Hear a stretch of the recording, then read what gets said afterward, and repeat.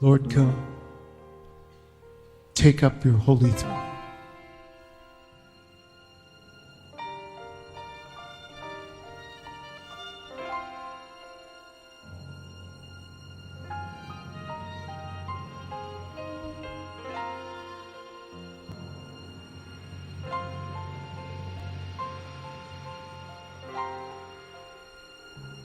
Olá, queridos, amados de Nova Aliança, queridos e amados irmãos do Grupo Mensagem do Pastor, do Púlpito, queridos e amados irmãos do canal do YouTube.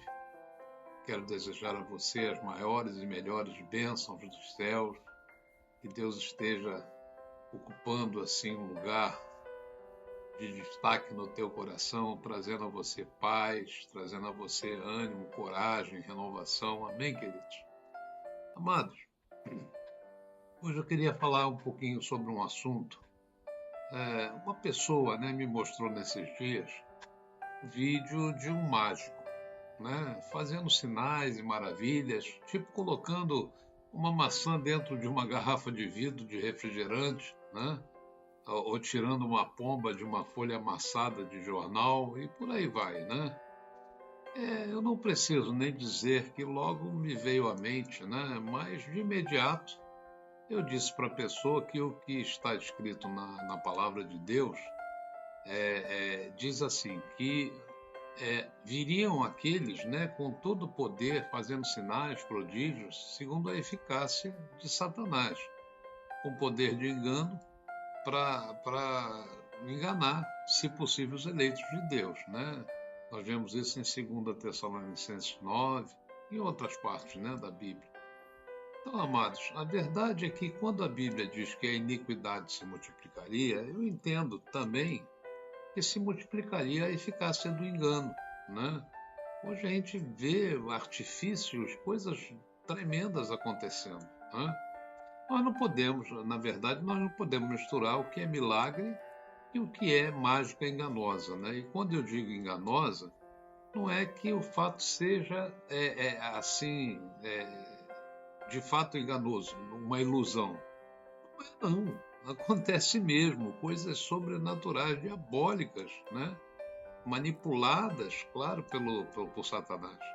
A principal diferença entre mágica e milagre de Deus, reside justamente na fonte e no objetivo. A mágica, por exemplo, em sua maioria é um efeito visual, um truque criado por um ser humano, ou em algumas tradições, por entidades sobrenaturais, visando o quê?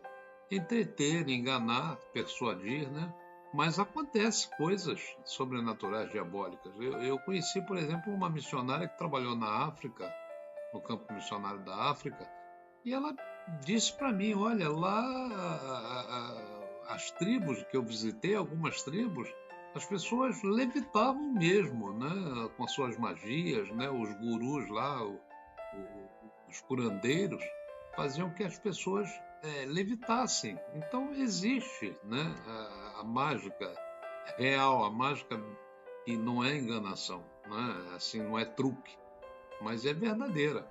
Já os milagres, como a Bíblia descreve, são ações divinas, realizadas por Deus, que interferem na ordem natural dos eventos, para demonstrar o quê? Demonstrar o seu poder, o seu amor e a provisão dele para nós. Na Bíblia, no livro de Êxodo, por exemplo, Moisés e seu irmão Arão foram enviados por Deus para exigir que Faraó libertasse o povo de Israel daquela escravidão do Egito.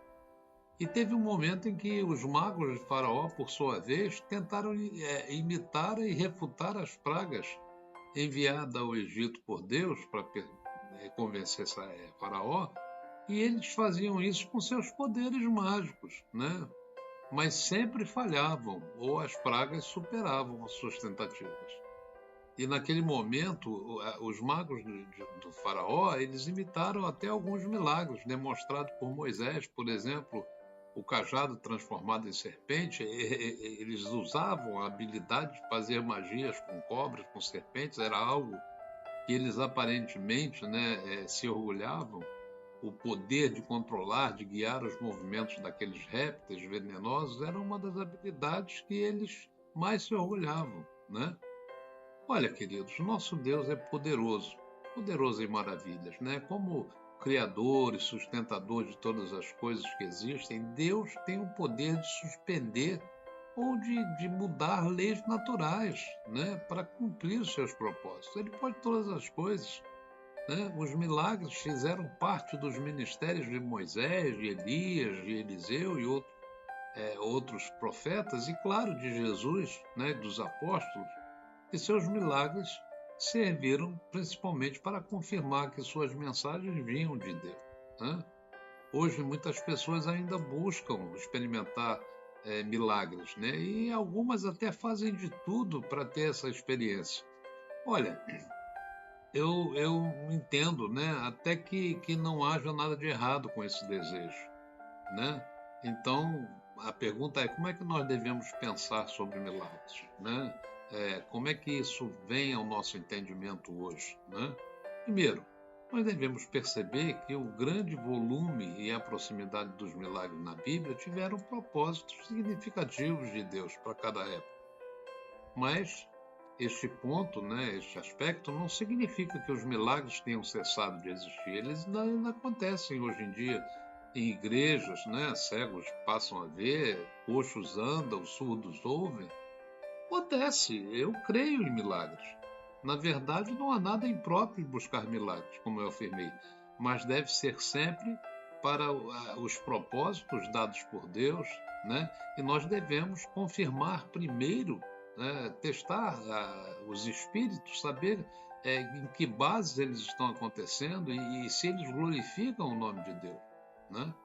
Então, os milagres no tempo de Jesus, por exemplo, eles podiam, e eram com certeza para isso, para uma pessoa chegar à fé, como diz lá em João 2. Muitos, vendo os sinais que ele fazia, creram no seu nome. Mas isso acontecia porque aquelas pessoas ainda não tinham recebido o Espírito Santo, que é o que traz fé ao coração do homem, né? Hoje, nós não precisamos mais ver para crer. Algumas pessoas que buscam sinais e maravilhas, eu entendo, é porque não nasceram de novo de verdade e não acreditam nos sinais e maravilhas que já aconteceram.